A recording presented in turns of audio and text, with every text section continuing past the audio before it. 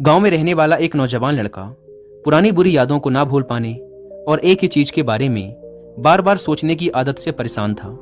अगर उसे कोई कुछ कह देता या फिर उसके साथ कुछ थोड़ा सा भी गलत हो जाता तो वो बस उसी एक घटना के बारे में पूरे दिन सोचता रहता। वही बात उसके दिमाग में हर समय घूमती रहती।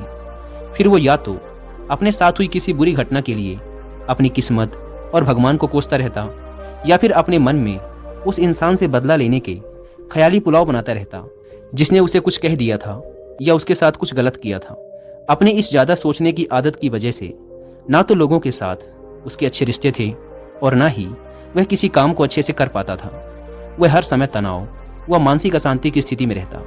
उसकी ऐसी हालत को देखकर उसके एक मित्र ने उसे सलाह दी कि यहाँ पास के ही एक बौद्ध मठ में एक जैन मास्टर रहते हैं, तुम उनके पास जाओ, वो तुम्हारी इस मानसिक समस्या का कोई ना कोई समाधान अवश्य बता देंगे। वह नौजवान लड़का जैन मास्टर के पास जाता है और अपनी समस्या उन्हें बताता है कि कैसे वो एक ही घटना के बारे में बार बार सोचता रहता है और पुरानी बुरी बातों व यादों को भूल नहीं पाता। लड़के की समस्या सुनने के बाद जैन मास्टर वहां से उठकर मठ के अंदर चले जाते हैं। जैन मास्टर का बिना कुछ उत्तर दिए यूं उठकर चले जाना लड़के को कुछ अजीब सा लगता है, लेकिन वो फिर भी वहीं बैठा रहता है। थोड़ी देर बाद वह देखता है कि जैन मास्टर मिट्टी की गिलास में पानी भरकर उसकी तरफ चले आ रहे हैं। जैन मास्टर लड़के के पास आकर खड़े हो जाते हैं तो लड़का भी उनके सामने खड़ा हो जाता है। जैन मास्टर लड़के से पूछते हैं, बताओ इस गिलास का वजन कितना होगा? लड़के ने कहा, मैं एकदम सटीक तो नहीं बता सकता, लेकिन इस गिलास का वजन बहुत ही कम है।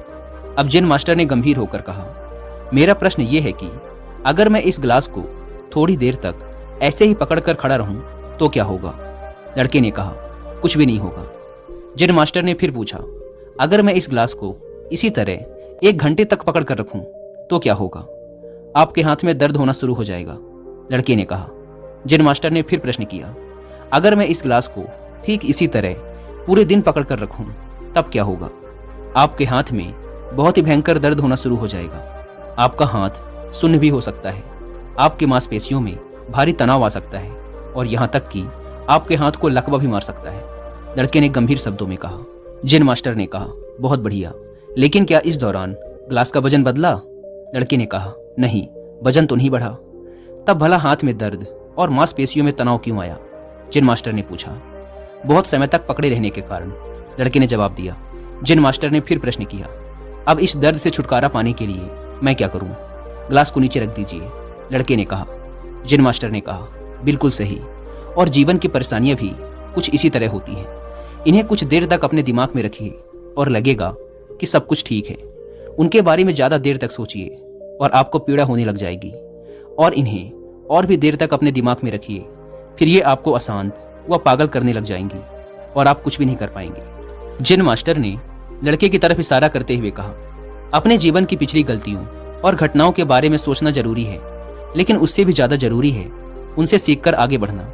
अगर तुम एक ही बात को पकड़कर बैठे रहते हो तो ठीक उस गिलास की तरह ये भी तुम्हारे जीवन में दर्द पैदा कर देगा। अगर तुम आज अपने अतीत को लेकर बैठे रहते हो तो ये आज भी तुम्हारे हाथ से निकल जाएगा और फिर तुम भविष्य में इसके लिए पश्चाताप करोगे। तुम अपने अतीत के लिए जैसा इंसान बनना चाहते हो या फिर जिन गलतियों के लिए पश्चाताप कर रहे हो तो तुम आज से ही वैसा इंसान बनने का प्रयास करो और कोशिश करो कि आज तुम वैसी गलतियां ना करो जिसके लिए तुम्हें भविष्य में पछताना पड़े। इसलिए चिंता करना बंद करो और अपने आज के कर्मों पर ध्यान दो, क्योंकि चिंता व्यक्ति को उसकी चिता तक ले जाती है। दोस्तों, चिंता करने की आदत को छोड़कर एक खुशहाल जीवन कैसे जिया जाए, इस पर विश्व प्रसिद्ध लेखक डेल कार्नेगी ने एक बहुत ही अच्छी किताब लिखी है जिसका नाम है how to stop worrying and start living, यानी चिंता छोड़ो, सुख से जियो।